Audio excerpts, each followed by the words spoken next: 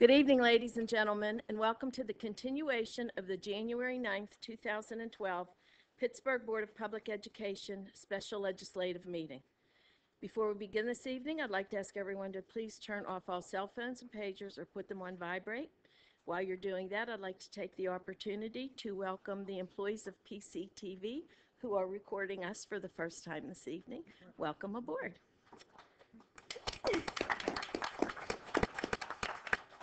Mr. Weiss, can we have a roll call vote, please? I mean, just a roll call. No vote yet. Mr. Brentley? Here.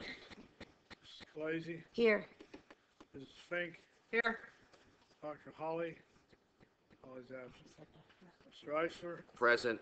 Mr. Cray? Here. Ms. Shealy? Here. Mr. Sumter? Present. Mrs. Zuda? Here. 8 members present. Thank you, Mr. Weiss. The agenda for this evening's continuation of the January 9th special legislative meeting is the same as it was on January 9th. The agenda before you has 2 items that the board must take action on this evening. The first is the millage levy for 2012, and the second is the homestead farmstead resolution. Before we begin with the agenda for the special legislative meeting, I would like to acknowledge that we have at the table with us this evening Attorney Paul Lally with Campbell, Durant, Beatty, Palumbo, and Miller. Attorney Lally is representing the school district in the reassessment case that has been before Judge Weddick. Attorney Lally is here to provide us with the most current information so that the board is comfortable with taking action on the items before us this evening. Attorney Lally, please address the board at this time. Thank you, Madam President. As the board is probably aware from the newspaper reports, Judge Weddick granted the motion that we filed and permitting the board to use the pre-reassessment valuations for determining the millage rate. The judge found that we had presented convincing reasons for him to delay implementation of the new assessments for 1 year. And of course, that delay is not just going to be for the school district, but it's actually going to be for all the taxing entities in Allegheny County, so that the appeals process can proceed, and then we'll have a better, more accurate valuation to have a tax levy occur in 2013 using the new numbers. I believe the information that is being presented to the board tonight is a resolution that essentially duplicates what you used in 2011, including a millage rate that was used previously with no increase. Again, this is all you are permitted to do this in accordance with the judge's ruling on the motion. There will be further proceedings in the case. There has to be some details worked out about people have received these 2012 notices. There's some question about whether there'll be informal appeals that the individuals will be able to take to have adjustments made before they take formal appeals. That hasn't been worked out yet.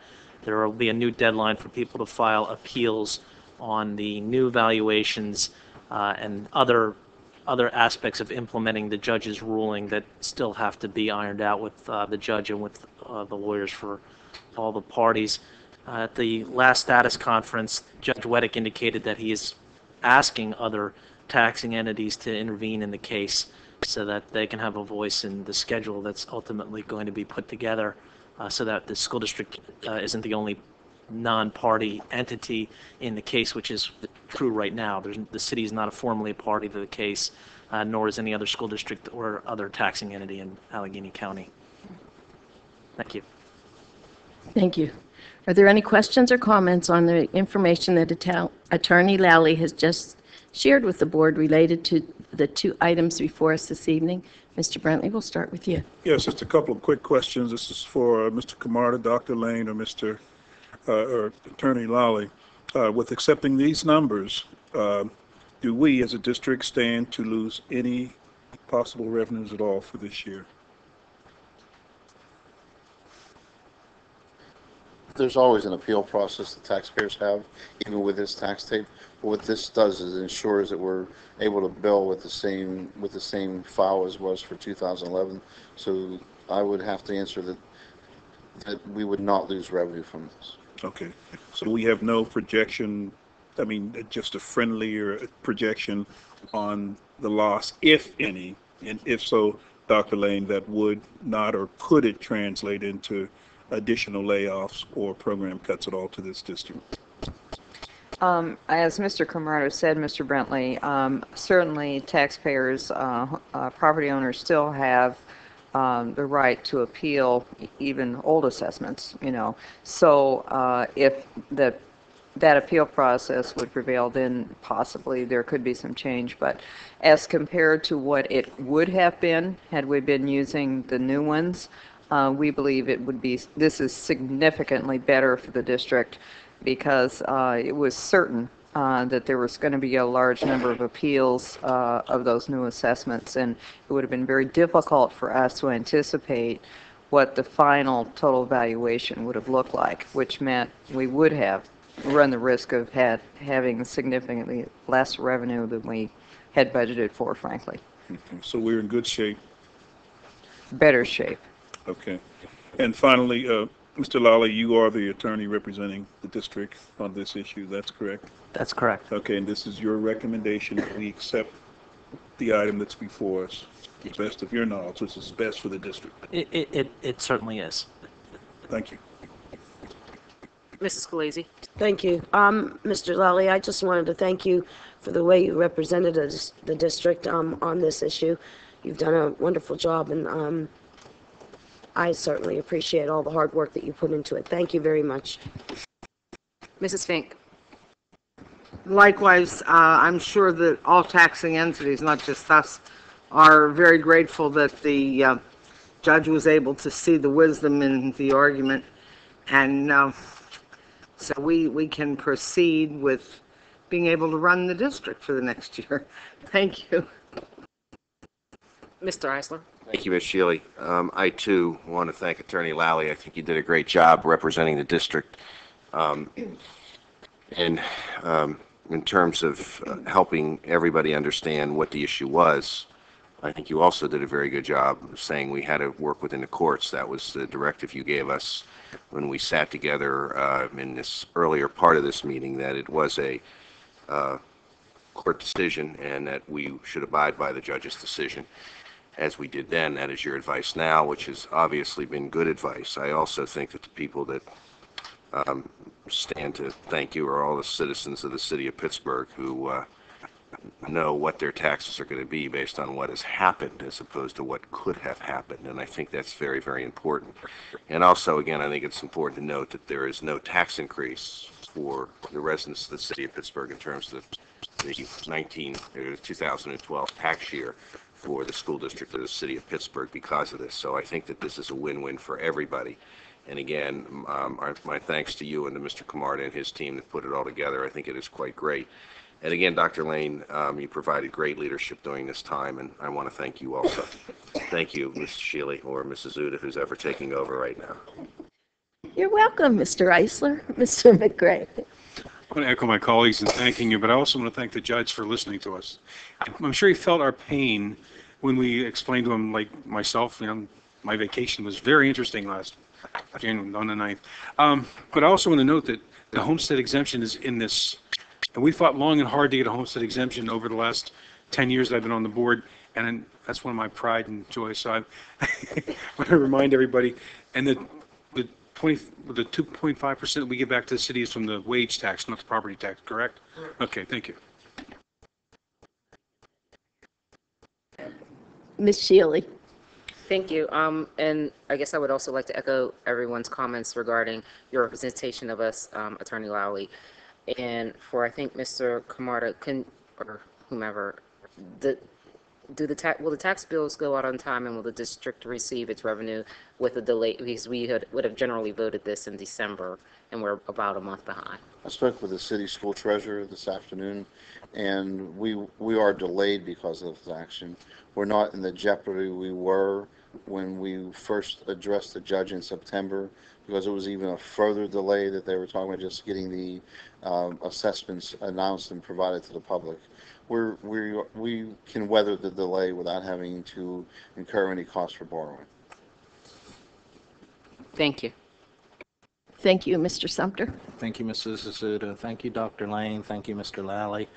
I'm still waiting to see the big headlines of the public thanking the school district for taking this action to help clear up the misinformation that's been put out there, and to just who's ever responsible for getting it done, just they should get the accolades. But thanks again. My thanks as well. If there are no further questions or comments, I'd like to just talk. The first resolution before you this evening is to impose a 13.92 millage. It is the same as last year and the same as many, many years before that. So there will be no tax increase for the folks in Pittsburgh coming from the school district this year, as unfortunately previously represented. So with that, Mr. Weiss, can we have a roll call vote this time? Resolution as presented and that's before you. Mr. Brentley? Yes. Mrs. Khaleesi? Yes. Mrs. Fink? Yes. Mr. Eisler? Yes. Mr. Cray? Yes. Ms. Shealy? Yes. Mr. Sumter? Yes. Mrs. Azuda? Yes. Thank you, Mr. Weiss. I'd like to now move to a roll call vote for the resolution to implement the homestead and farmstead exclusion for 2012 in the amount of $19,937. Mr. Weiss, can we have a roll call, please? Yes. Mrs. Khaleesi? Yes. Mrs. Fink? Yes. Mr. Eisler? Yes. Mr. Cray? Yes. Ms. Shealy? Yes. Mr. Sumter? Yes. Mrs. Azuda? Yes. That resolution is also approved, 8 in favor, none opposed. That completes the business and we'll close the meeting. Thank you, Mr. Weiss. All items have been completed. Is there a motion to adjourn? So moved. Eisler and Fink, all those in favor? Aye. Meeting adjourned. Our agenda review meeting will begin in a few minutes.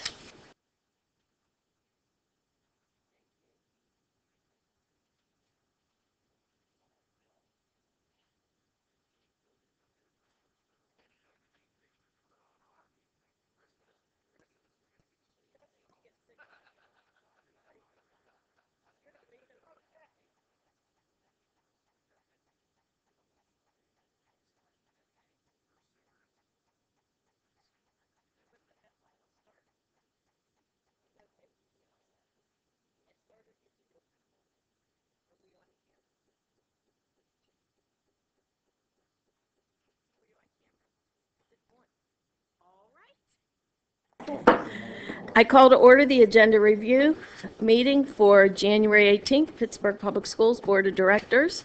First thing we'll do are proposals and grants. It's number 1 through 3 on the green pages. Oh, okay, sorry. We will do Mount Oliver first. Thank you, Mr. McRae. Sorry, Miss Bear, that I almost didn't do that. Do you want to tell us about the extra pages? Yes, located in your packet was a placeholder for our movement. We need to move from Peabody, and I had a placeholder in there. We've come up with a location today, so it's in front of you. And the location is the Rivertech Office Works. It's on the south side, and we're asking for authorization next week to have a contract for our movement. And then the second piece, which was a placeholder also, was authorization to move us. And that's for moving and relocating our server, office furniture, removing the garbage and different things of that nature. Thank you, Ms. Beer. Are there any questions on any part of the Pittsburgh Mount Oliver Intermediate Unit reports? Well, Mr. Brentley. Yeah, just some clarification. Where's your present location? You're on the south side.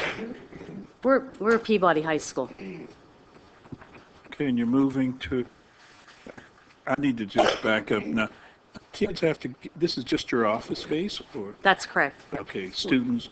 We really have no students. We're all itinerant, so our teachers go out into the non-public school buildings. So it's really just an office space that we Pretty mu- utilize. Okay, got you. That's fine. Thank you. That's all I needed. Didn't know that. Thank you. Ms. Galais? Mr. Eisler? Mr. Zita, there is absolutely no space in any of our buildings. Mr. Iser, with the rate they were able to secure our buildings, we have a lot of buildings. About Mr. Camarda, the buildings that we have, including this one, there's no space in any of the existing buildings. Don't think enough space to accommodate what they need right now in this building, or with how we've just with our new change with our buildings. You know, a year ago, at the answer, we would have had plenty of high school space and other, buildings to go into, but I would think not right now. I would hope that we take once things settle as of September, when we know our status in open and closed buildings, if there is space, that we bring them back in. It would just be nice not to have to spend money on rent if we have existing space available. Thank you. I know that. I'm talking about outgoing rent. That I think it would be better to capture as much as we can, either for this school district or for the students. Thank you, Mrs. Azuda. Mrs. Fink, do you have any questions on the Pittsburgh Mount Oliver Intermediate Unit report? Not really. I was wondering what Bill was wondering. I was wondering the same thing as Bill, with the excess space that we have. Now, when I read that, I did see where it said they would have access to the building all year long and pretty much any time of the day that they wanted to get in there. So I don't know if that plays into this, wanting to rent, because some of our buildings in the summer aren't all that accessible. So, but I agree that if we can save money by having them within one of our facilities, that makes sense to me. Mr. McCray? Thank you. Also would like to see the IU stay with us, but I never stop somebody making their lives better. But I want to bring your attention to item number 1, the education. This is for the CMITES program. This is a fantastic program for the children. It's on the it's on the same level as our gifted program. So I encourage this. I think it's a great idea, and I'd like to see a lot more of it. And I hope they bring some things back for the non-public schools. Thank you. Ms. Shealy? Thank you. And I guess I'm in the same place as others with regard to the space and using space or reuse of space that the district has. And I guess my question with relocation from the east end to the south side, does this, not knowing how many schools you service on the south side in Mount Oliver, but knowing that there are a lot of schools in the east end, is this going to increase the cost of transportation as you reimburse employees for travel throughout the city? No, because only a few times they come into our office, and it's for the full day, so it's not a transportation issue. And we did look on the east end. We looked Lawrenceville, East Liberty. We went the whole gamut of looking, and this was what we were able to come up with the size. So just to repeat you, I'm sorry, so make sure I'm clear. You're not reimbursing your staff for coming in and going out to buildings across the city. That's sort of they come into the building, to your central location, and that's not a reimbursement issue. Right. What we reimburse is when they travel from one site to another. Some teachers do have split schedules, so they're in the morning at one building and go to the other. That's the only time we reimburse. This move will not change that at all. That's correct. Thank you very much. Thank you. Mr. Sumter? No questions or comments at this time. Thank you. Thank you. Thank you, Ms. Bear. We'll move on to Pittsburgh Public Schools Committee on Education. We'll try again. We'll start with Proposals and grants, number 1 through 3 on the green pages. Mr. Brentley, we'll start with you. No questions. Ms. Khaleesi. On number 3, please. This is for the elective of the science. I was just curious to know who decided the curriculum. How was that decided? Just give me an idea of what the process was on how the curriculum is decided and then written. This particular organization, AAPG, approached us with an opportunity to submit a proposal. And they asked us if we had identified gaps in places where we needed to develop our fourth year sciences, and a place that we're really weak is in the geosciences, specifically earth sci. So this was a place that we had to do the work, and this is a great opportunity for us to partner and actually get the work done. But our teachers are still going to be the ones that write the curriculum. Yes, this tab actually, it pays for materials for the course, developing teachers for the course, providing engineers, scientists, geoscientists to actually work with our teachers as they implement the course. So it's a nice opportunity for a fourth year science course. Thank you. That's all. Thank you. Mrs. Fink. No, thank you. I'm fine. Mr. Eisler. Thank you, Mrs. Suda. Just a general comment to begin. I found it incredibly refreshing, given the economic conditions in which we were living, that there are only 16 items on this agenda. I want to thank you, Dr. Lane, and your team. I mean, I think people are getting the message, and I know everybody sitting around this table and around this room works very, very hard every day, but I think it is great. Knowing the number of cuts that you have made in central office and what we're working with staff and people foregoing raises, I think it's very, very good that people are foregoing a lot of things that may be seen as essential, but maybe not as important as the direct instruction in the classroom. So only having 16 items I thought was just a wonderful thing. One of my colleagues said we should be finished quickly tonight, and I said, please don't say that. We may be here until Thursday morning with only 16, but I do think that it has to be noted. I also, it's always great to see that organizations are giving to us and we're submitting competitive grants. I think the grant for Pittsburgh Pioneer is a real statement about people, again, in the community who read about things that are going on in the Pittsburgh public schools and come forth with a grant. Not asked for, non-competitive. Two people just stepped up and said, we like what we hear and see about Pioneer, and I think that really does say something about the work, hard work that goes on in this district every single day. So to the John R. and Margaret S. McCartan Charitable Fund, I just want to say thank you, and it is something that, the idea of it takes a whole village. I think we believe in that very, very strongly. I know we believe in that very strongly, and it's just great that people step up to help our students. Thank you, Mr. Suzuda. Thank you, Mr. Eisler. Mr. McCray. Thank you. I got it now. When you shut yours off, you must shut mine off too. Anyway, I want to echo Mr. Eisler on thanking the McCartan Foundation. I think this is terrific what they're doing for Pioneer. On number 1, this is something I noticed in here that I hadn't noticed before, that the grant is actually covering the cost of substitute teachers. Is that something new, or is that something we've done before? This is the third year of the grant, and it's in the 3 years it covers the same costs. I'd never noticed that one of the grants before. That's terrific. Thank you. And I do like the geoscience program. I think it's time we got something like this. Being a tree hugger that I am, and also I noticed there's a mentoring component in here, which I think is fantastic for the students to be able to mentor with scientists. Thank you. Thank you. Ms. Shealy. Thank you, Mrs. Suzuda. I guess I would also like to echo the thanks to the John R. and Margaret S. McCartan Charitable Fund for the generous donation to Pittsburgh Pioneer.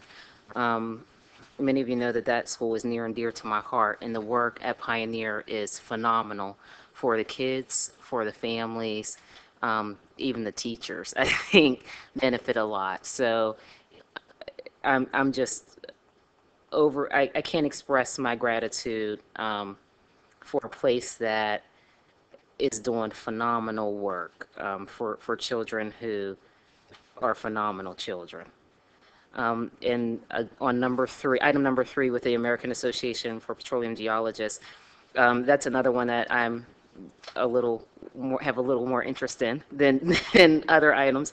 And again, I commend you all, for them and the staff, for enriching our earth science curriculum, particularly being in Pennsylvania, where geology is, Mr. McCray and I might not necessarily agree on the work of geologists currently going on in the state of Pennsylvania, but I will say that the Marcellus Shale is providing a lot of jobs and a lot of opportunities for people that may not have those opportunities, and our students aren't necessarily prepared to take advantage of them. And this moves, I think, will help to move our kids to being in a place where geology is important no matter what you do with it. What tree you hug? What? Thank you, Mrs. Azuda. Thank you, Ms. Shealy. Mr. Sumter.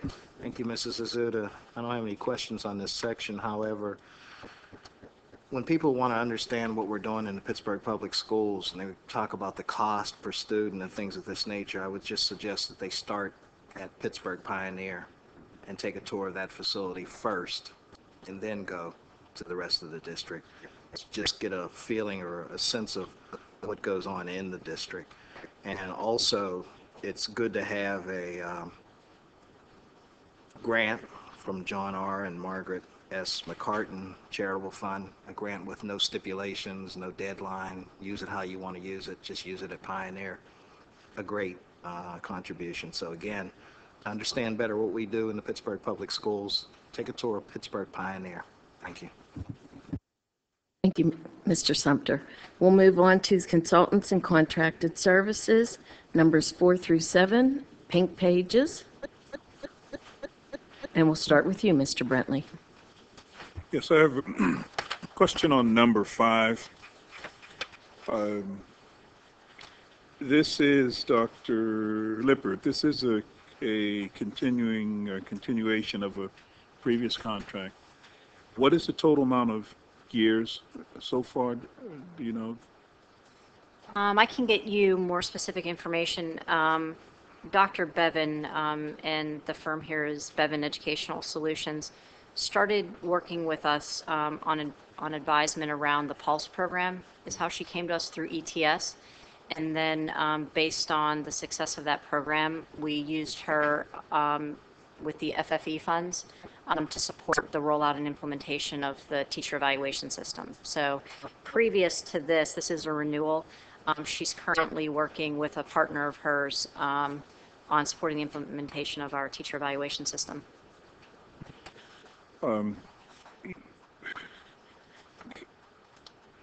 Let's see. I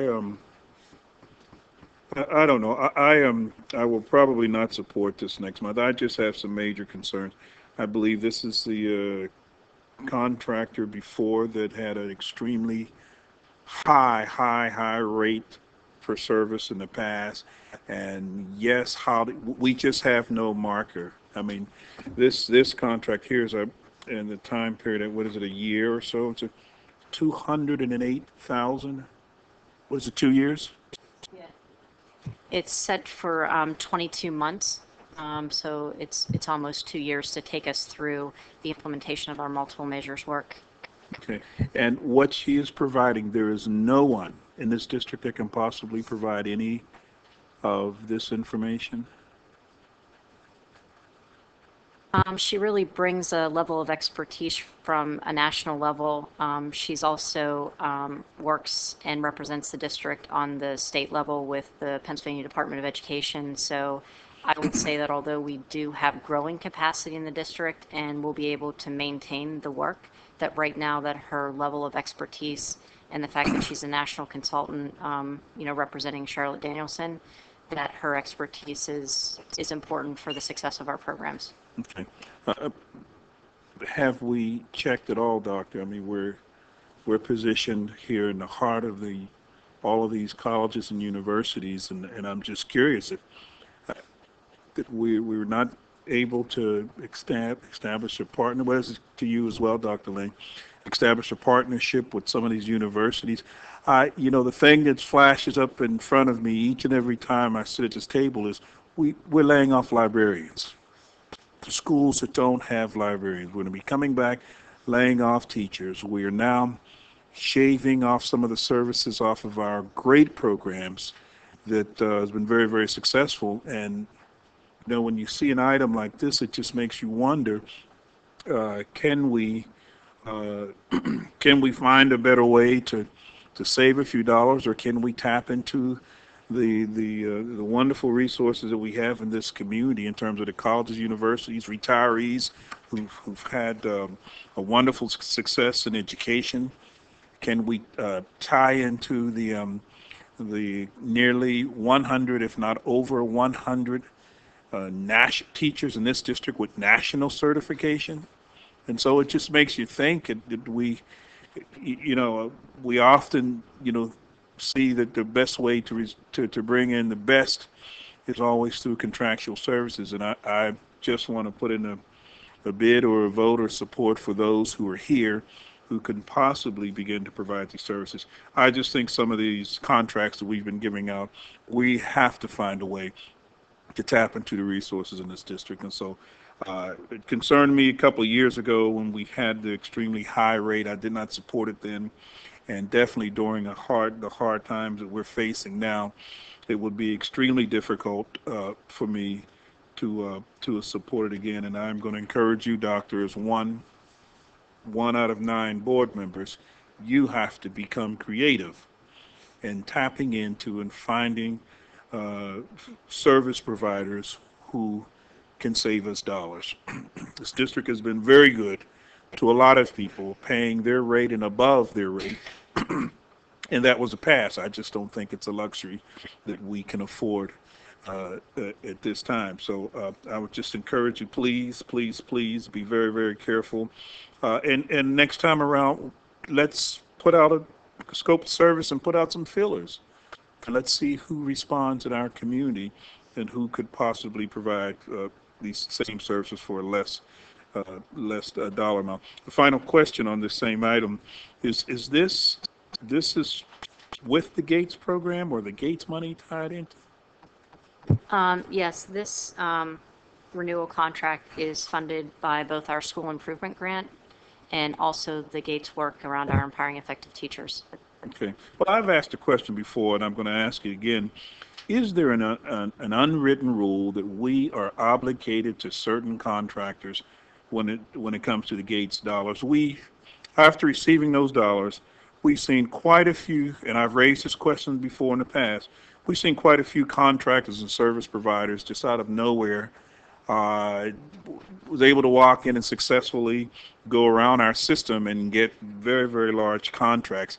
And so I'm just asking the question, is there an unwritten rule that we are required to use or just strongly suggested to consider certain contractors or service providers to continue to get the Gates money? I mean, is there anything out there? Because I looked on the back, it's not a set rate. We've actually sat down and negotiated with it. So it was a negotiation to get to the amount of $208,000 for less than 2 years' work. So is there anything, doctor, that we are required to do or strongly suggested that we use in terms of individuals or contractors or service providers when using the Gates dollars?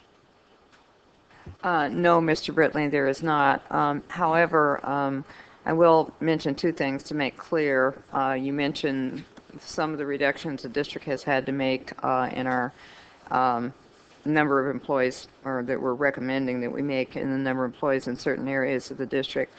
The money that is being used for this project cannot fill that gap.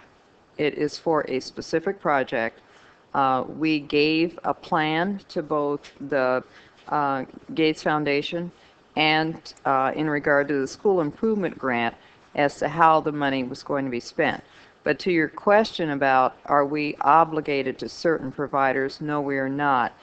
When we wrote our plan, at least as I remember working on the plan that we sent in to the Bill and Melinda Gates Foundation, we decided who we were going to work with.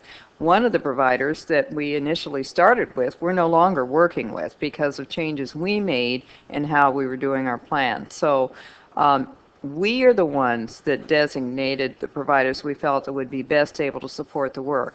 Now, in terms of Dr. Bevan's contract, we're in the middle of it right now. So in terms of not the contract, but the work.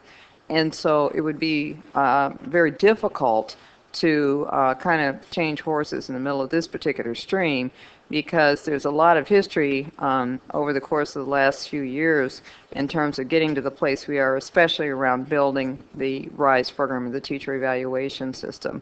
And of course, Dr. Bevan and her partner are familiar with that and helped assist that. So at this point in this particular piece of work, this is finishing it, not starting something new.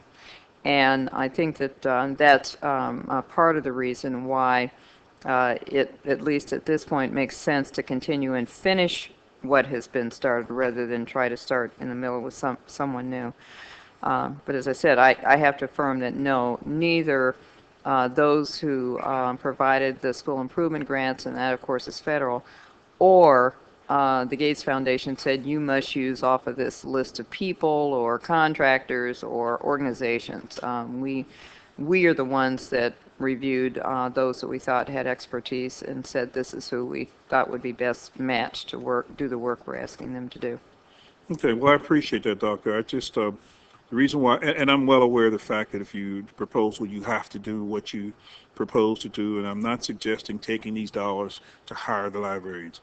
It is a point to be made while spending extremely high rate of service for a service provider and at the same time laying off librarians. There's something that we have to say about that, especially when you look on the back here, the way that they arrived at this negotiated amount of $208,000 for less than 2 hours of work was negotiated. I'm sorry? She said it was a year, little less than 2 years. Okay, thank you for well, that's a lot of money. Okay, yeah. little less than 2 years. And so the point that I guess I want to continue to make to the staff is that we just have to be mindful of it, because it's a hard sell, and it's a hard pill to swallow when you see these high, extremely high, and I don't know her, by the way, and I'm not questioning her ability, but we have to send up a little flag to start letting everybody know that, hey, we've had some pretty serious hits. We're going to have to renegotiate some of these agreements so that we can squeeze more out of it, because it's a hard sell for me at a high rate that we're getting ready to pay this individual in light of all the other things we're faced with. Thank you. Thank you, Mr. Brentley. Ms. Khaleesi. Thank you. Just so I can understand this a little bit more in layman terms, if I remember correctly, RISE was and is the evaluation system that we'll be using to evaluate our teachers. And we're still working on that process in itself. Am I correct? That is correct. Okay. And Dr. Bevan is from the University of Pittsburgh. Am I not correct? Is she from? No, Dr. Bevan represents one of the principal trainers under Charlotte Danielson. Okay. I'm sorry. But in any case, okay, and so when she came on board and we started to do this sort of work, and we're in the middle of it, when you don't need any of this work done, I mean, when it's not like we're hiring somebody and then they're here and we're paying a salary and benefits or anything. It's as you need the work done as the process is going on. Am I correct?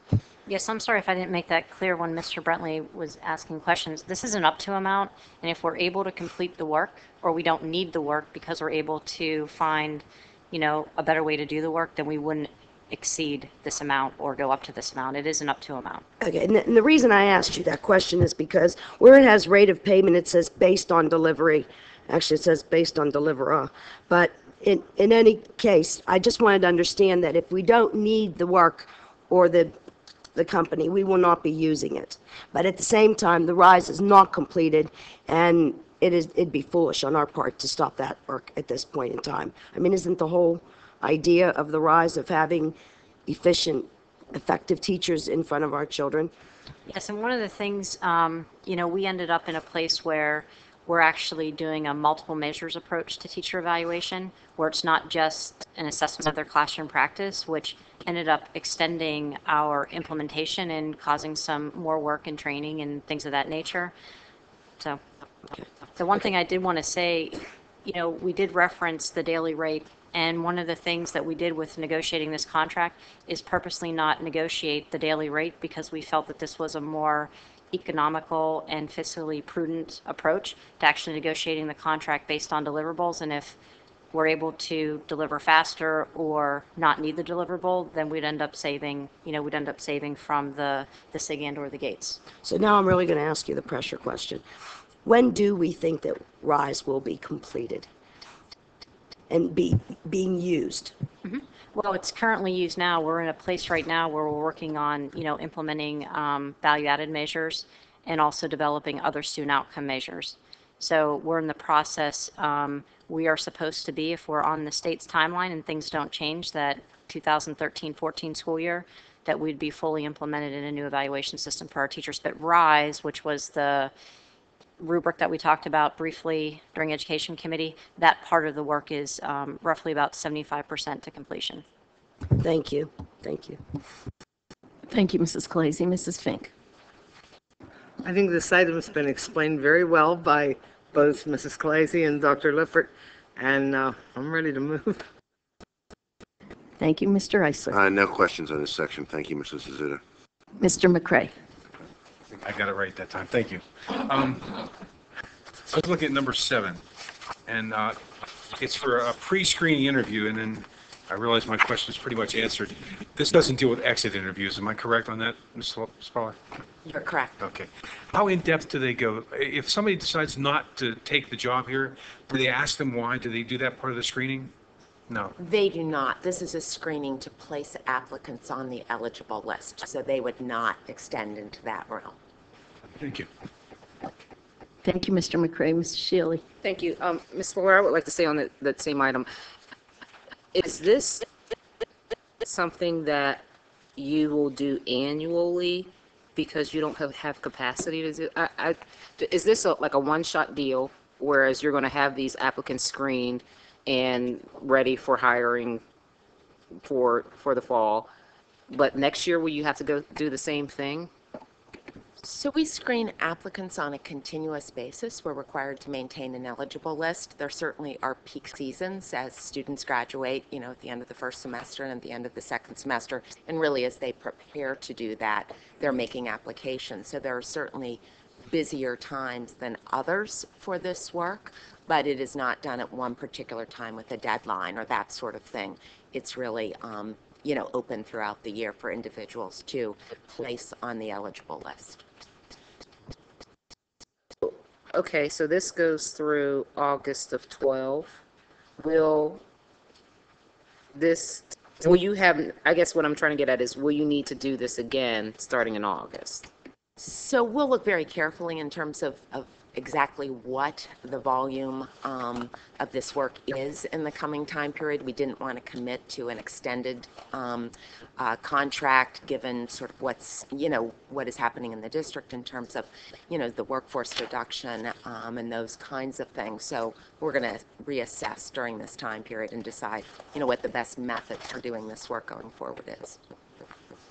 And I realize that the cost of this item is minimal in a grand scheme of things. I just was curious as to how often I'm going to see it or what your plans were for going forward.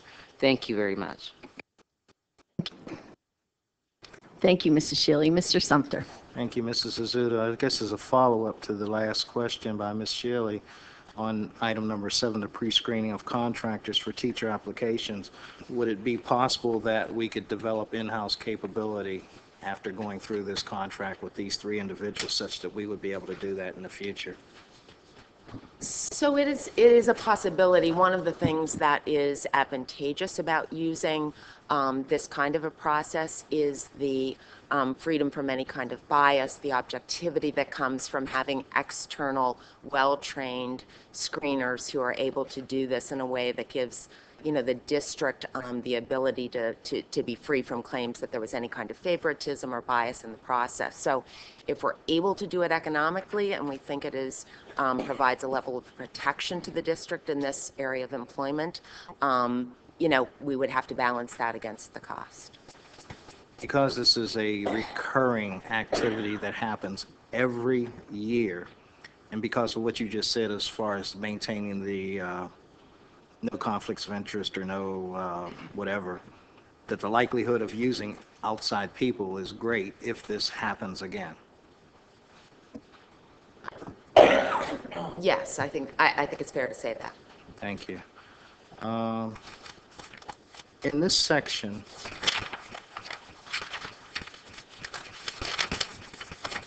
consultants and contracted services, just a general question for clarification.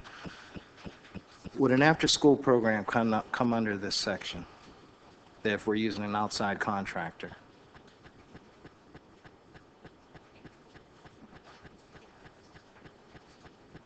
Would it fall in this section, or would it fall in proposals, grant awards, payments authorized?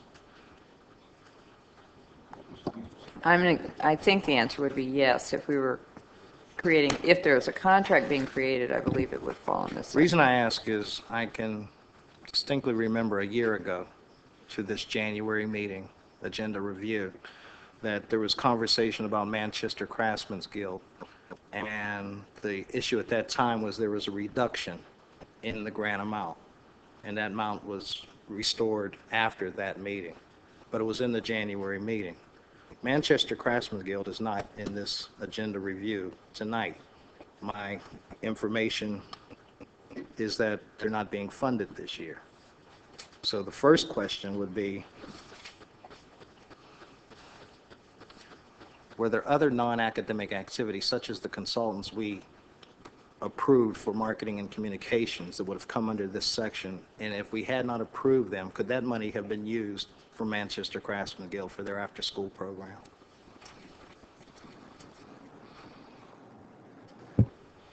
I'll let you answer the financial question, but the Manchester Craftsman Guild, we've been working closely through the past year after we restored the funding level, given that the district is in the financial state that we were in and are in, that they were aware that that would be the current contract that we're in right now, it would be the last year that we would be able to support that level of contract. Now, I can say that that's consistent with the academic contract. So, for example, Manchester Craftsman Guild was the only arts partner that we were paying a contract to, with the exception of the small contract, $5,000 that we pay for the Saturday Art Connection program to the Carnegie Museum, which that's also in its last year. So I would say, had a pretty good relationship with Manchester Craftsman Guild and said that we would support them in finding funds, sign letters of supports, et cetera. So this wasn't something that should be a surprise to Manchester Craftsman Guild. I know Dr. Lane met on a few occasions. We sent a letter. Mario Rosario, our former senior program officer, worked closely with the team at Manchester Craftsman Guild around that. So that's just the history of why it's not here, and then I'll defer to you, Linda, around. Yes, and Bill Strickland and I have talked about this situation several times. He's aware of it. As Dr. Lippert said, let them know a year ago that we wouldn't be able to continue. So we are both still seeking to find support for that program, and he has a couple of thoughts that we hope will be, successful. So we are both in the process of still trying to seek outside support to continue the partnership with Manchester Craftsmen's Guild. The question was, had we not approved the consultants for marketing and communications, could that money have been used for this after-school program? Now, I'm not sure which consultants you're making reference to exactly, Mr. Sumter. I can be more specific. Okay. The consultants that we took an inordinate amount of time to discuss whether they were 3 years or 1 year, and whether or not we should have a motion to that effect, whether there was an automatic approval or not, and they were the consultants that are on retainer to do services for the district on a request basis. Well, obviously, I mean, Graphic. as far as I understood that contract, it was out of the operating budget, so I guess you could say any portion of the operating budget could be reassigned. It wouldn't necessarily have to be the consultants, it could be something else could be reduced. So, you know. It's not necessarily a reassignment. It's a concern that when you see a football field before you, that you don't examine each blade of grass one at a time, that you're looking out for the whole field. And if you know the ramifications of the decisions you make at the time you make them, perhaps you would be leaning in a different direction. I think it needs to be categorized in terms of academic and non-academic priorities, and those things that are non-academic, those things that are frills, colors, whistles, icing on the cake, whatever, that we put at a lower priority. Those activities that affect students directly, we put on a higher priority. So I was just saying that in the sense that had I known that the consequence might have been that an after-school program couldn't be funded if we're funding consultants to do brochures and flyers and send out information materials, which they're professional, yes, but that same information could be sent out at a lower cost, not as glitzy as the ones that were, then decisions might be a little different. That's all I'm saying in that sense. So it's good to have the big picture and one blade of grass at a time at each agenda review meeting, and we only have 16 blades right here. We might have had 17 had other programs not could have been funded. So it's a short agenda, and there's items that were here last year that weren't here this year. Perhaps that lends to it, but it's more of a concern that this board sees the big picture and the ramifications of the decisions it makes at the time they're making them, rather than finding out after the fact that if you made a decision differently, it could have affected another program. But again, my concern is that in this cost-cutting scenario that we're in, that we look at kids first and all the things that support the kids second in terms of priorities as far as cost cutting, and always to have a cost-benefit analysis of whatever decision we make so that you know the full impacts and ramifications of those decisions. So that's the concern there, that hopefully we're able to find some funding for that program, because it is an excellent program. It's been around for a while. You all heard me talk about it last year at this time, and it's a benefit. And always we talk about how the arts help children in their learning and help them perform in the schools. Now, whether we have multicolored things to send out or whether they're of a high quality, information can go out, whether it's on plain paper or on color paper or whatever. But again, let's put the kids first. Thank you. Thank you, Mrs. Khaleesi. I apologize. But if we could go back to number 7 for a second. The total contract amount says $4,000, but the additional information in the back is showing 3 times $4,000. It's showing 12. Is that... I'm confused. Can you explain it? It is $4,000 per each of the 3 individuals who are identified to do this work. Then the total contract amount should be $12,000, not 4 in the front page.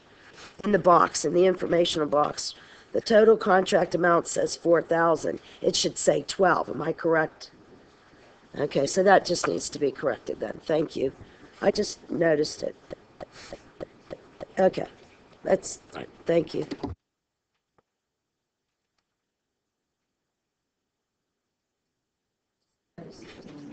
Okay, thank you. My questions are on 7 and 6, how they tie together, Mrs. Fuller. Is it clear that number 7 is for pre-screening to get on the eligibility list? Applicant pre-screening to get on, is that what that's for? Yes, it is. And it covers K to 8 and middle. What do we do with our high school applicants? That is just identifying the individual who will serve as the coordinator for this piece of work. It is not specifying for whom the screening is done. Okay, thank you. And, all right, so then we do that, and they pre-screen them, and now we have the list. And then we're going to number 6 to process those. Is this like the second stage of screening, the Gallup folks? Actually, the Gallup tool would be one of the inputs that an applicant would use to present the criteria that the screeners would then consider in total to place them on the eligible list. So the Gallup Teacher Insight Screener is a screening tool that is used. There are other aspects of the application process, such as written prompts, etc., that an applicant completes, and then that complete portfolio of tools and written prompts, essays, are then considered by the screeners and scored objectively to place them on the eligible list.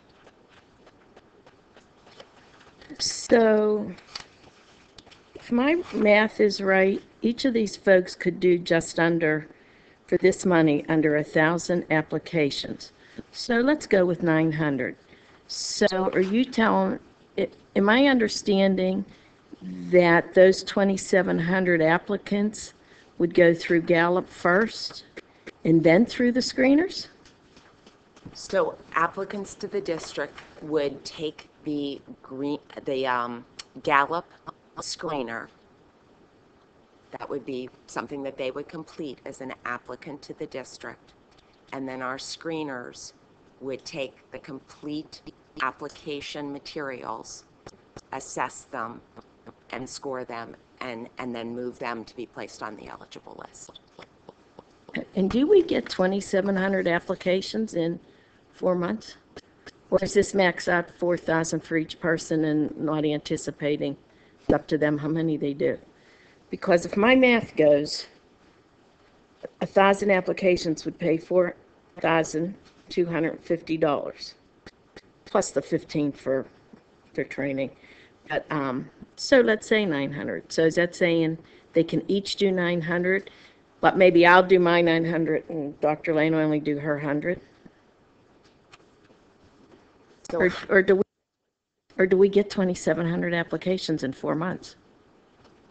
So we can't predict. We have extensive eligible lists. Our elementary list, for example, has approaching 2,000 individuals on it. Now, some have been maintained on that list, so it's not as though we get that many each season. This is an up to amount, so we would only use the amount that matches the number of applicants that we have during that time period. They'll be looking at new applicants, not the 2,000 we already have on the list. That's correct. Okay, thank you. All right, moving on. Is the payments authorized, number 8 through 11 in the blue sections, blue pages? Mr. Brentley, we'll start with you. Mrs. Khaleesi. On number 9, are you turning us off tonight?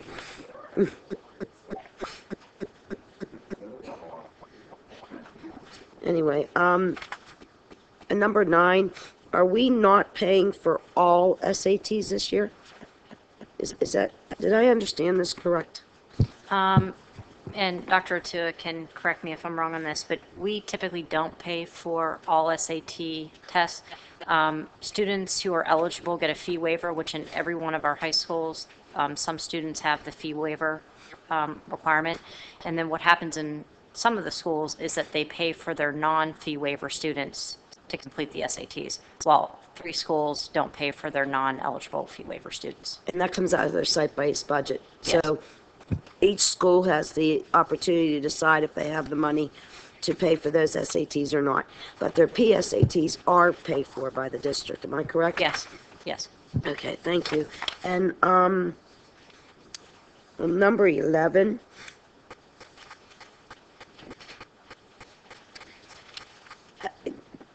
can you just give me, I mean, it's a very small amount, it's not a very big deal or anything, but I was just trying to understand why we're paying for this? It's actually coming out of the SDUC, and they do fund this, and it's just a fund, and Pete can correct me if I'm wrong, but they actually fund this, and we put it in a fund here and then pay for it. So this is just a way, Yes. travel through. Okay, thank you. I'm sorry, may I have a point of order? SDUC? It's the School District University Collaborative. Thank you. Thank you. Mrs. Fink? Acronyms are us. I just knows it's true. No questions. Mr. Eisler? So true in the education field. We've been throwing them around all night. I just want to comment on 8, which is March Dadness, which is a project, probably taking this from Mr. Sumter, since he represents the board on the Head Start Policy Committee, but it's another, I think, great example of our Head Start program, which gets national recognition every single year for the work it does, not only with the children, but also with the families and the parents. And I just think it's a great idea. The March Dadness is far better than March Madness, as far as I'm concerned. So I commend Mr. Sumter. I hope you take that back to the Policy Committee, because I know you go to those meetings. See, I hit it right on. Thanks, Mrs. Azuda.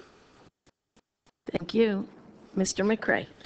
My comment was also on number 8. Do you guys realize it's St. Patty's Day? March 17th. It's my birthday. Happy birthday. I suppose you'll be having green beer and Irish stew? Okay. And then on items like number 11, I usually do that for free, but go ahead. Ms. Shealy? Thank you. Which one? I think I'll start with number 11, and I had planned to mention it before others made comments, but they actually have reinforced my desire to make comments. Mr. Thomas is someone I went to high school with, and he has been inspirational for the however many years it's been that I have known him. I'm not telling how many years. But I was actually happy to see this tab because he's just a really great person, and I actually wish I could go and hear what he's going to say to the teachers, because I know him well enough to know that he's really going to give a good, he's inspirational. So with that, I'm going to move on to number 9, which, and I think I've made these comments before, is one of my least favorite things that we do. And I'll editorialize and then leave it alone. I think it's not equitable that schools get to choose whether they get to do this. So if I lived in Mrs. Fink's district and called her all the time with my school issues and my kids were at Carrick, then I could get free SAT registration. But since my child is enrolled in Obama, I'm out of luck. And I face at Obama IB exam fees that are prohibitive to middle class people, let alone people who are low income. And I'm actually probably going to contradict myself with this, but it just bothers me that we are paying for SATs for people who can afford it. I would not want to take advantage of this as a parent, but knowing what the district's financial situation is. I can afford to write the check, and so I think that those who can afford to write the check should write the stupid check, and pay for their children to take the SATs, versus everyone in the city contributing their tax dollars for some people to take advantage of it. And so I clearly understand your intent and the desire to have more students take the SAT. It just bothers me that this is the way that it's done. And now that I probably will contradict myself again, what about the 12th grader who really can't afford to take the SAT? This tab is only for 11th graders. Is there any, I guess the people that I'm most concerned about are that group of people who are above the fee waiver income limit, but below an income that would make this a reasonable expense. Yeah, I mean, this is, for some people, there are people who this is a hard expense for. And so what happens to those seniors who may not have been ready to take the test in 11th grade? And this is late. This would be a late test for a senior, but let's still give them a chance to get into college. So now that I've contradicted myself 4 times, I'll stop. Ms. Shirley, one of the things that's important to point out is that these are coming out of the Administrative Time Study Fund, so it wouldn't be taxpayer dollars. So these are time study funds. But some of the schools are just so large that you can't afford everyone who would be in there. But in those cases where there are extreme hardships, the schools often, and they don't come before the board here, take care of those situations. And so they're really, if there is a hardship, the children know, and the principals and the counselors are on the lookout for those children, and it gets taken care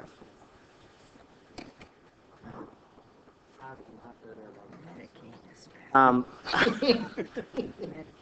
Heard you. Yeah, I know, and I purposely didn't turn on my mic, but I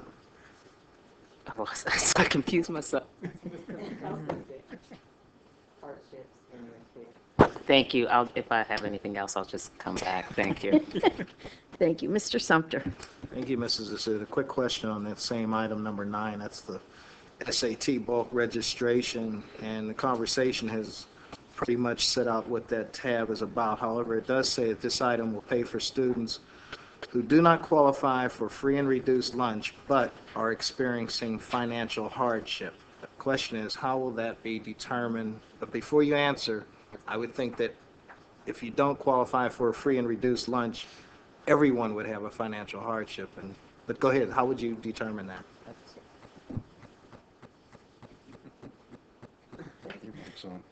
I know, I'm not shutting anybody down. Yeah, nobody's wanting to talk. Well, You gonna go for it? I don't, I don't have a definition that would go across every high school for financial hardship, to be completely honest, because a lot of it has to do with the relationships of the students to an adult in the building that actually expresses that something might be going on. So we could get that information and actually ask our high school principals, how many students does this apply to, things of that nature, but I don't think school performance actually has a definition because it's very individualized and deals with the personal relationships that they develop in their schools. So it would be relative to each individual, and everybody could say, I got bills, I can't afford to pay the SAT. That's why I was asking. My problem with it. That's why I was asking the question, to know if there was a standardized means by which to determine this, and that would be the same for every school and not be one school does it one way and one school does it another way, and let each, I think, look into that, put out I would think or suggest maybe putting out a standard definition or how to deal with that and make it so that it's uniform throughout the district and not inequitable in any manner. The next item is the Center of Life, and that's the board authorization is requested to make payment to the Center of Life for an anti-bullying campaign, and that's to be carried out at Pittsburgh Mifflin Pre-K-8 using the CRUNK, Creating Realistic Urban New School Knowledge musicians who will present anti-bullying skits. My question is, can we videotape those skits and show them to other students throughout the district? I don't know the answer to that. I think it would have to be, they would have to give us permission to do that, because typically when people do these kinds of things for a fee, they would expect you to pay the fee again if you would want to use that. And I would think since they're doing this for a relatively low cost, they might want other schools to also pay to experience this, but we can certainly ask. I understand that, and I guess the thing would be that if they were to perform this in a large high school auditorium where we brought a lot of school kids together, elementary school kids to that same venue, they would do the same exact performance. It wouldn't be anything more or less than what they're going to do at one school. I'm looking for how do we get it to the masses and not beyond just one school benefiting from this. But I understand the nuances of doing such. The permission is one. How it's being, where it's being done is another, and whether or not we can either pack all the kids into Mifflin or not, or have another venue for it and do something similar so that it has a bigger bang for the buck. And if the buck needs to be upped a little, but still, I'm looking for anti-bullying. If it's a campaign that works at Mifflin, it should work throughout the rest of the district also for other kids to take advantage of that. Thank you on that one. And that's all I have. That's all I have in this section. Thank you, Mrs. Azuda. All right, moving right along. We're in general authorizations, number 12 through 16. It's the yellow pages. Mr. Brentley, we'll start with you. Just have a couple of general questions I have for number 12. This is the memorandum of understanding with the Robert Morris University's REAL program, which is, I guess, Robert Morris Educators Supporting Literacy Program, where they're sending in volunteers, 10 to 15 volunteers to work with our students in tutoring in our classrooms at Allegheny Middle School. And I think it's a wonderful program, but I want to suggest to this board, as well as the administration, that we find a way to do our own in-house evaluations before establishing and giving out these memorandum of understanding.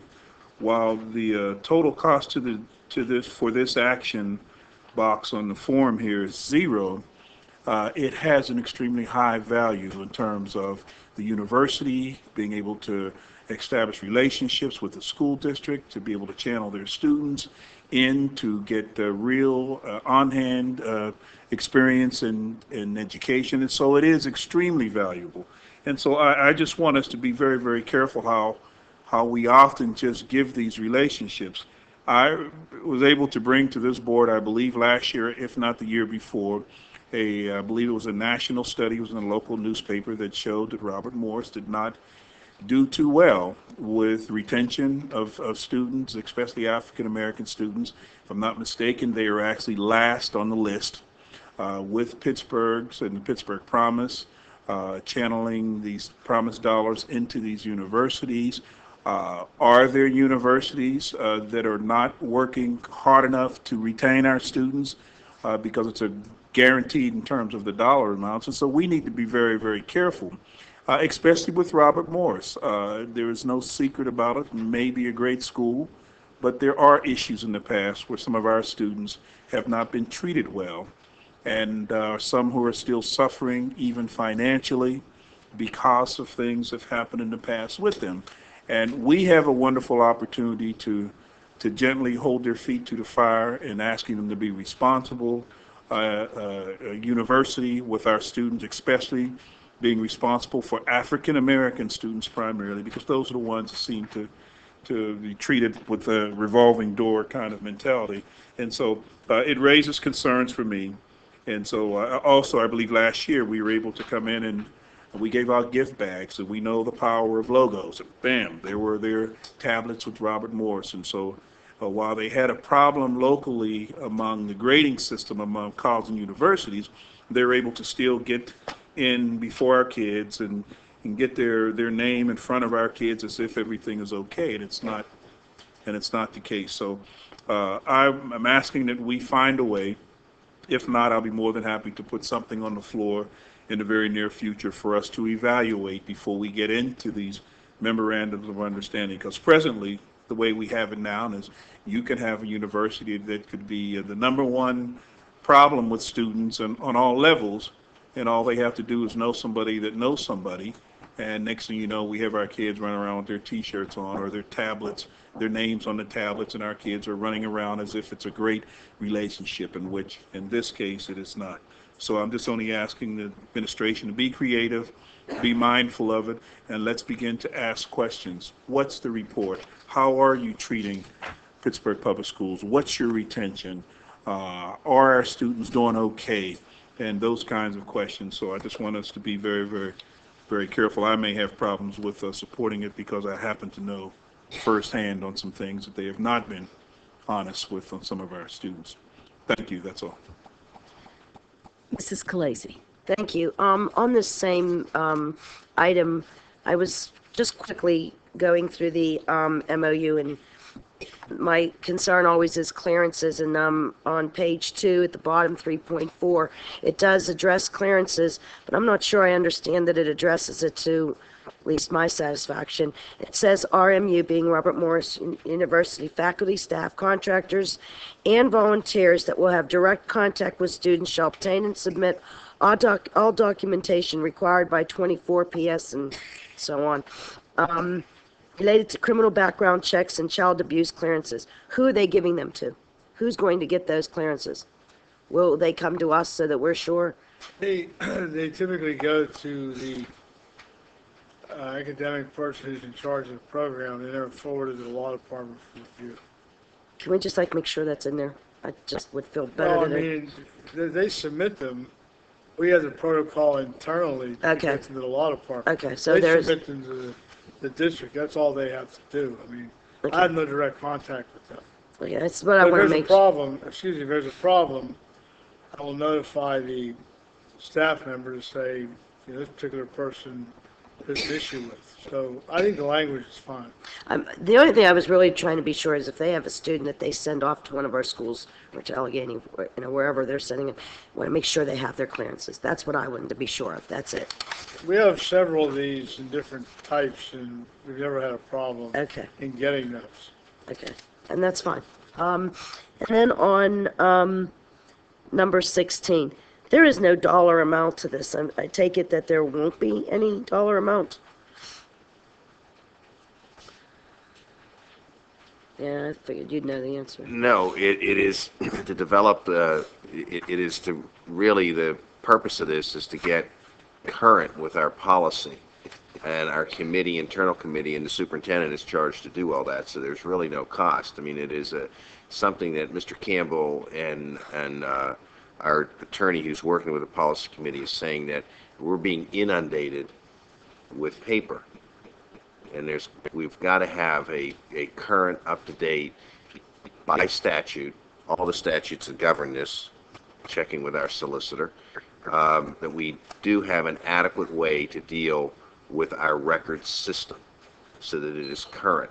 So there's really no money involved in this part of it, as I understand. We're just really putting the committee together that is put together by the superintendent to evaluate everything we have to do. That's my understanding, and I'm getting the nod from Mr. Campbell, so that's where we are. Mr. Weiss, you may want to add something to that because your office is handling this. Yes, the district needs a current record retention policy. The practice over many years has been save it. So there's paper everywhere. It causes security issues for some of those records. Some of them are in situations where, because of environmental conditions in the building, they could be compromised. So in the final analysis, when this is all done, we'll actually spend less because we're digitizing a lot of records, and it's long overdue. Yeah, I understand that, and I understood that, Mr. Eisler. I just thought that, I take it that you'll be doing most of this work. Is it my understanding that correctly? From the digital side, yes. There will be some work done in each department as far as, you know, educating them about the new policy and putting the processes in place to make those processes sustainable.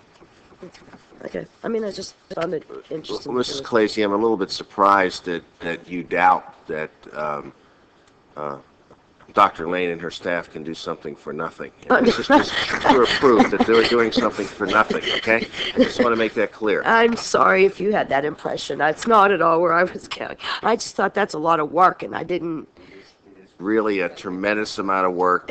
Dr. Lane is aware of that, but it is really, as Mr. Weiss said, giving us a policy that is current with all the laws and statutes. Almost every branch of government has something to say about our records retention, and we just have to be current. That's fine. Thank And you. it isn't costing us anything. Thank you. Mrs. Fink. I just want to thank Robert Morris University and the Warhol Museum for partnering with some of our schools, and I think that's really great, and I wish every organization in the city would partner with a school. So thanks for the ones that do. Thank you, Mr. Eisler. I want to echo that because I do think that when people come forward to help this district and to really work with our students the way these two organizations are, without any cost to our district, a lot of people benefit, not only the students that are in the colleges and universities, but also our students who really do need some assistance. And again, thanks to the Warhol for coming forward. Again, it's a no-cost item. And just to add to this record management, Attorney Zundel and Mr. Campbell have worked long and hard to get this policy written so that this board in this district can have a current record retention system and manual and policy and everything else. So this is coming out of sequence of the work we're doing because of the need from our attorney's desire and Mr. Campbell's desire to be much more current in what records we are keeping, how we're keeping them, and where we're keeping them. So thank you, Mrs. Azuda. Thank you, Mr. Eisler. Mr. McCray. Ms. Shealy. Thank you. Just a comment on the MOU MOU with the Andy Warhol Museum. As the tab reads, they will be creating, or they could potentially create, in conjunction with Westinghouse students, art that will be installed in Homewood. I would actually just like to encourage those engaged in this work to strongly consider Lincoln Leamington as a location for installations. With the merger of or combination of Peabody and Westinghouse, the Westinghouse community goes beyond Homewood, and art is good everywhere. Thank you. Thank you. Mr. Sumter. Thank you, Mrs. Azuda. Again, we always appreciate partnerships, and especially at no cost, as long as they benefit the students. But just keep in the back of our minds and be mindful of any entity that might have ulterior motives in terms of advertising, promotion, marketing. You do a program at no cost, but that might translate in more participation at your, it might, for example, Andy Warhol Museum, they do great things in Westinghouse, but they might translate or benefit them in more people visiting the museum and paying for that service because of the free advertising that they're getting. So that's the only thing I just want to say to that. Just be cautious, or just try to keep in mind, or at least not make opportunities available where business entities get free promotion, marketing, and advertising off of our students. And our students, if they take the message to their families, how much, if there's an increase in participation from the Homewood community and the Andy Warhol will say, yeah, if it helped the kids, fine, but just be cautious of that, that's all. But again, we do welcome memorandums of understanding of this nature, as long as they benefit the students, free of cost. Again, just keep in mind. Thank you. Thank you, Mr. Sumter. Mr. Campbell, I have one last question on that policy. It includes the designation of a records coordinator. Do you anticipate that you would do that, or someone currently on your staff, or will that be an additional person being added? Someone currently on the IT staff is filling that position, but we do want to have and need to have, in support of this policy, a full-time records coordinator. So while this tab in itself has no costs, there are related costs.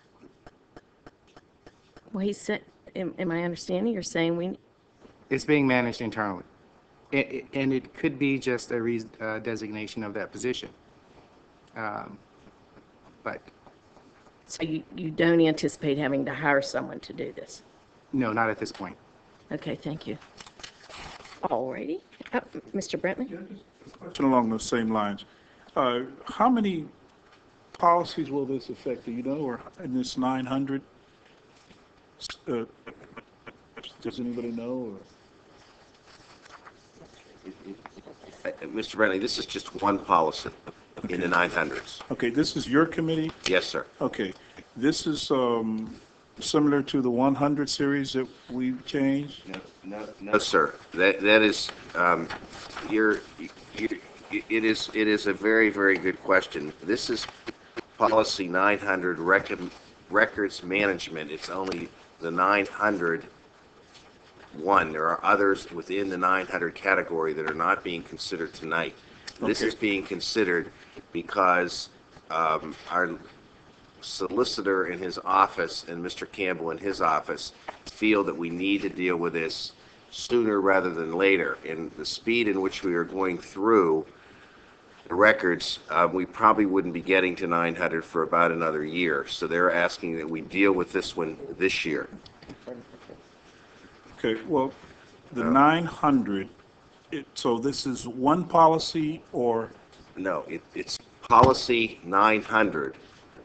And there's a 901, 902, 903. So this is only 900. It is not the entire section 900 of policies. Okay, but we started off at 100 and 200. Yes, and then sir. We jumped to 9. Well, again, as I said, we jumped to 9 because it was illegal. And again, Mr. Weiss can go into greater detail. His office and Mr. Campbell's office felt that it was we were being so inundated with paper, and there were so many issues that were dated in this particular policy in terms of how long, what we had to maintain, how long we had to maintain it, how we maintained it, where we maintained it, what we could digitalize. Remember, when the policy 900 was probably last reviewed, digital records were probably not even something that was on people's radar. It was probably done in the early 90s, long before we're digitalizing the way we are today. And I'm not an expert on record management. I just know that records have to be kept for certain periods of time, payroll records, for instance, audit records, audit receipts, all that kind of stuff is one aspect of it, which hits Mr. Camarda in his office, as well as all the student records and personnel records. All this has to be looked at in a very, very detailed way, bringing in all those statutes that drive what we have to keep and how long. So this is an attempt to put the committee together to really evaluate what we have to do. It is only one policy. Okay. Well, then the example here, the 900, is this the actual policy, or is this an example where certain things are crossed out? There are two pieces of paper in your packet.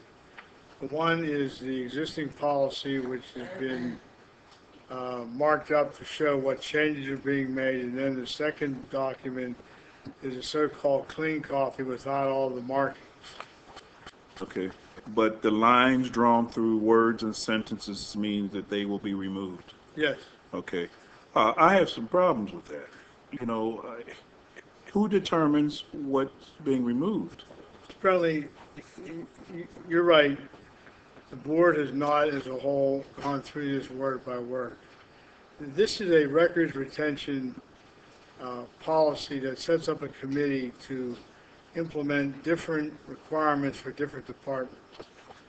It is driven almost solely by federal and state law, because records that must be kept for a certain period of time, special education students, as an example, are entirely different than records that have to be kept for audit purposes. This is a technical policy. There's no great policy issue here as to what direction the board's going. This is a technical issue that governs how we store and maintain records. I can tell you that there are areas in this district that are literally teeming with paper. And there are areas where, but for the intervention of some power, they'd be covered with water because of a bad roof. So we have a serious problem, and we're attempting to address it through the creation of a records retention committee, which is the recommended way to deal with this. And then each department is treated according to the laws that govern it. So that's as much as I could say. I mean, I understand what you're saying. There are changes made because the existing policy we have is obsolete. And what we have here is something that fits 2012, not 1990. Well, And that's as much as I could say. Well, I appreciate that, Mr. Weiss. Of course, I disagree with that. When we have a policy and you have a committee or individuals who can slash out certain language and clauses and statements, it has an impact. You know what I mean? And if there is an impact, there is a policy, there's a process. What are we elected for? Our job is to set policy, evaluate policy, create policies, hire, fire, promote, and demote. But if you have a committee that's going to sidestep that, and I have to be very honest, I still have major concerns about the first move. Mr. Eisler chaired that committee with the 100 series, and snuggled in those recommendations were the lowering of the standards for our students, along with some other changing of language for name change in schools. It's not up to one person to have the power or the authority to change language. And please, don't suggest to me that it's at our paper level is at a dangerous level. Well, we have no problem with space in this district with all these empty buildings. You know what I mean? We got a place for, that just concerns me because there's no need to be here. If Mr. Eisler's going to do it, then we just give all the policies over to him. And the language will be changed upon the way he sees fit. He'll then channel it through the law department, and then that's it. It's the world according to one elected board member. It's very dangerous to start this. If it takes us a month to do it, it is our job, it is our duty to deal with the language and to address it and to be able to know what each word means when we remove something. So I will not be supporting this. And I thought we've learned our lesson the first time, Mr. Eisler, with the 100 series. That thing was devastating to have one board member just come and say, change it all. You don't do that. Mr. Brentley, is there anything specific in this 900 policy that you don't understand that we could perhaps address tonight? Yes, the entire process. You don't change policies with one individual leading or directing, handing it off to a committee. It is a board. That's how policies are put together. There's collaboration, there's discussion, there's a clear of understanding. That's what it's about. That's how you build a policy. Now, it took that for this policy to come before us over the years, but one person doesn't have the authority just to come and change things. So is there one thing? Yes, the one thing, and that's the most important thing, is the entire process. No committee or one individual should have that power or that authority to change anything without full discussion of a board. And I hear what you're saying, but there is a full policy committee that meets regularly. Our law department is there, and that's why it does come to us. Anytime there's a policy change, it comes to us so that we have the opportunity to ask for clarification for any individual component. And since Mr. Weiss has clarified that this particular one is mostly for legal purposes because of the regulations from the various government entities. Again, I ask, is there something specifically that we can give you clarification? I just made it very clear. I'm concerned about the entire process. Based upon the first recommendations from this committee and its chair, I am frightened to think that they would recommend to move anything else forward based upon what was in the first recommendation and how divisive it became in the communities when some found out the language was suggested things were changed. No real full discussion. And besides that, with all due respect, even though if it is something here, this committee makes its recommendation, have you tried to disagree with this committee? Many with times. A difference of opinion and successfully? No. So it's a terrible thing. I'm sure you have to vote. I will not be supporting that. That's what I was elected to do, to learn, to grow, to collaborate, to talk, to work together, to understand it, not giving one person all of the power to change something that could impact people when they decide to turn on, hey, let's see what the policy is. Oh, that was updated. Oh, no, you don't do that. So I disagree with it. I'm sure you're going to move forward, but that's a terrible thing to do. Thank you. Thank you. Mr. Zuda, I do have to say that, this committee where there are 3 board members that meet on a regular basis, I'd be happy at any given time to turn this committee over to anybody who would want to take the responsibility for it. It is not easy. My fellow committee members, we meet religiously. We have a meeting next Tuesday. We meet monthly for about 2 hours. It is not a process that we take lightly. I have said on a number of occasions we are governed by the laws of the Commonwealth of Pennsylvania and the United States, which is what is governing what we're doing here. And I do have to say that with the 100 policies, not only did we meet for almost a year to go through those number by number with staff, with the administration, we also had an evening workshop which lasted for about 3 hours. That's the process we're following. This was sent out to the board on Friday. I mean, I read it over the weekend. So if there are specific questions, I think they need to be addressed. I feel comfortable as a member of this board, as somebody who was elected to serve, I feel comfortable with what is in here and am recommending it. I am one person. It takes more than one person to pass this.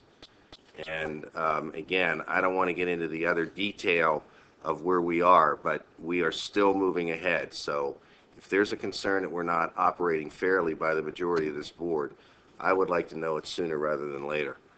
Thank you. Okay. Thank you. Moving on to the agenda review, Committee on Business and Finance. We'll go to Section A, payments auth. What's wrong?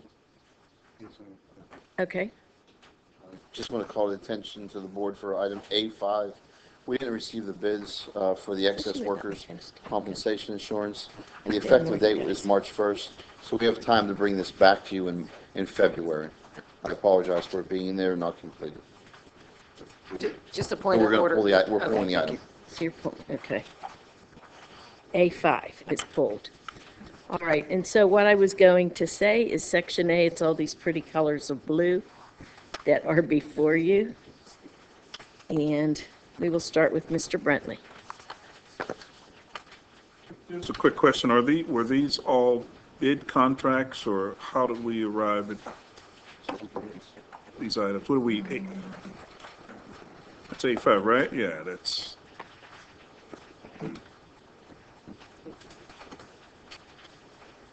About A5, the item on point.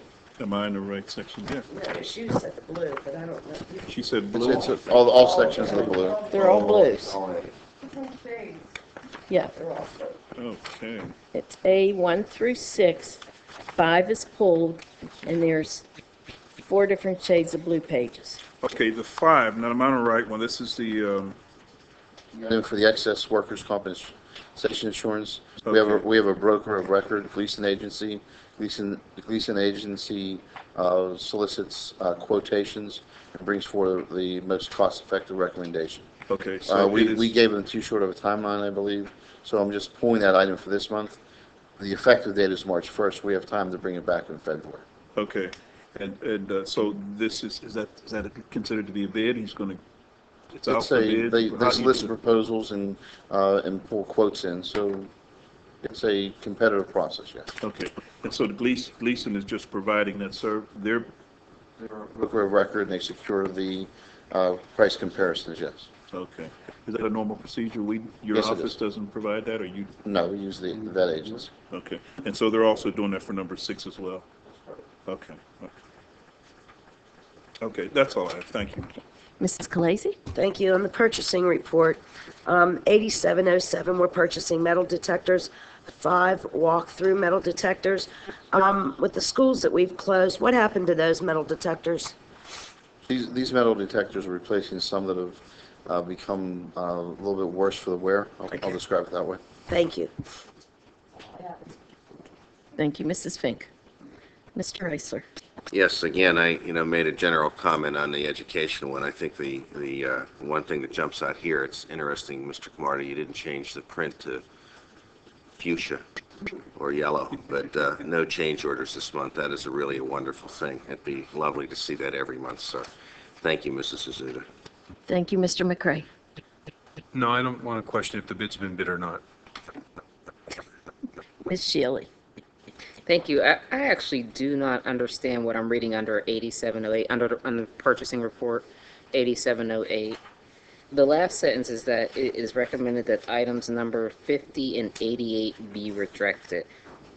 I haven't. This is a really large bid, and the number of items that are bid, and I can provide you the specificity of what those particular items are. And if you would want the full bid, I can pull the full bid. No, I just wanted to make sure that that's what that meant. I wasn't sure. Okay, so then my other question is, it doesn't look like it. Are you awarding anything to anyone under that bid? I can't figure out who gets what. Who's okay? I'm sorry. Each underlined. Each underlined item, they Has- bid on specific items within the complete bid. So you are recommending 1, 2, 3, 4, 5, 6, that each of these, 5 of these. How many- But it's a very there were 6 bids received, and each item is costed for the lowest bid.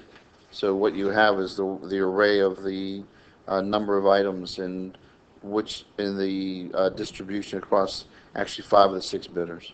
So that Aluminum Athletic is not awarded any bid. That's correct. Okay. Because the underline goes, it's not on that side, but it's on that side.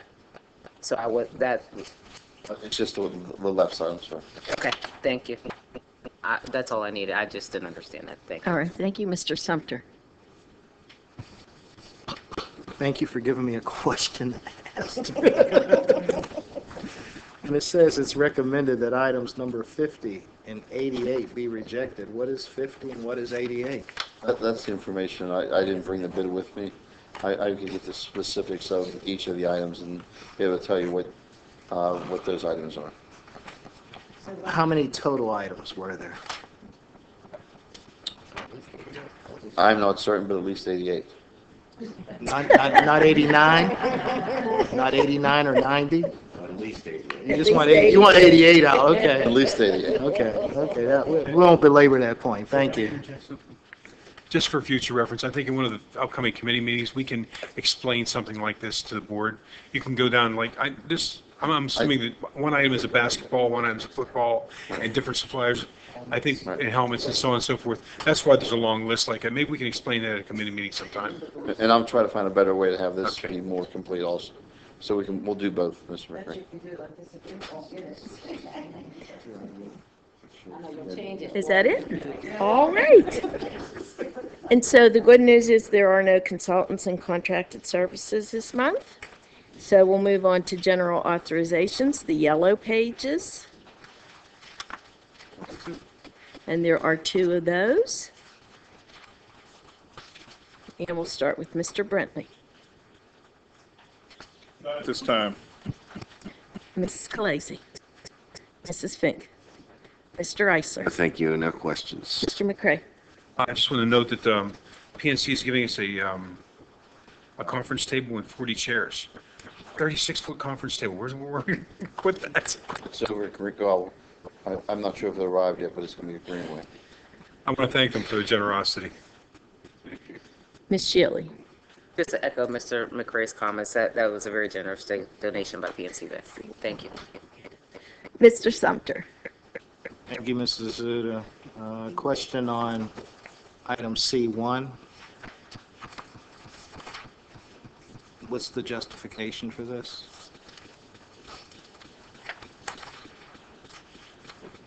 So there are perhaps a number of us who can speak depending on the question. In general, however, this is an amendment. We entered into a contract with Argus to provide database analyst services for a year period from last July to this coming July.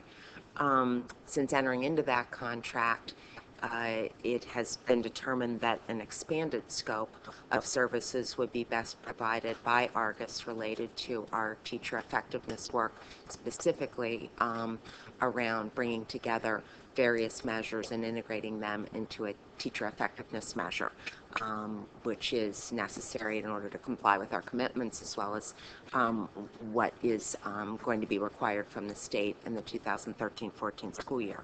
So this is amending that contract to extend the time period of the contract, as well as expand the scope of services that Argus would provide during a longer time period. And so it was brought in amendment form to that original contract with Argus. Was it more beneficial or prudent to amend this contract as opposed to bidding that scope of services out to another entity? It was more beneficial to amend.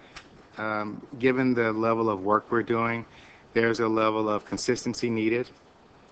There's a baseline knowledge base that's already there, and to bring in someone else would be recreating the wheel and actually cost more long term. Thank you. Thank you. Before we adjourn, I want to say one thing. Today, I had the pleasure of being at Brashear High School. We have a fabulous young man who is a student there. He's a senior. His name is Godwin Naomi, and he is a wrestler on the Brashear wrestling team who is setting all kind of wonderful records. And today there was a student assembly because Bob Pompiani was there, Bob Pompiani from Channel 2, and Godwin got the Extra Effort Award. So, yeah. He is a heck of a wrestler, a good student, and also a really, really nice person. So it was good to see somebody like him recognized. With that, this meeting is adjourned.